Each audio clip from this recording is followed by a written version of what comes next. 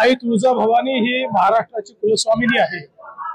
प्रत्यक्ष छत्रपतींना, छत्रपती शिवरायांना आई तुळजाभवानींचा आशीर्वाद होता आणि त्यांनी हिंदवी स्वराज्याची स्थापना केली, रयतेचं राज्य आणलं।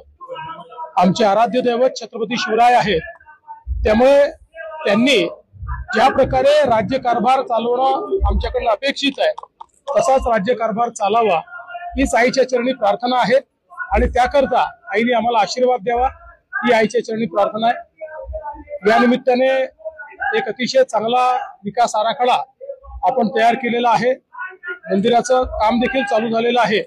राणा जगजित सिंगजी यांनी स्वतः त्याच्यामध्ये खूप चांगलं लक्ष घातलेलं आहे। मला अपेक्षा आहे की पुढच्या 2 वर्षांमध्ये याचा पूर्णपणे कायापालट झालेला आपल्याला पाहायला मिळेल आणि अतिशय सुंदर अशा प्रकारचा सगळा परिसर आपल्याला पाहायला मिळेल।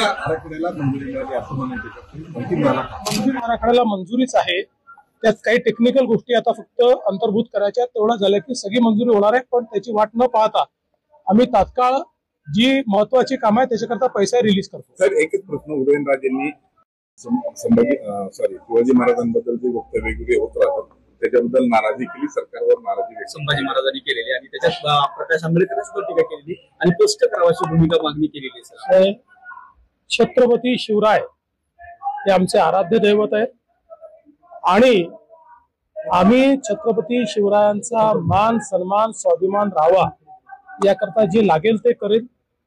खरं म्हणजे उदयन महाराजांना निश्चित प्रश्न विचारण्याची अधिकार आहे आणि मला देखील ते भेटले आहेत। त्यांची अपेक्षा एवढीच आहे की अशा प्रकारे जे करतात त्यांना कडक शासन झालं पाहिजे, ते आम्ही निश्चितपणे करू आणि त्याचसोबत छत्रपतींच्या वंशजांना जे पुरावे मागतात त्यांच्यावरही तेवढंच कडक शासन झालं पाहिजे।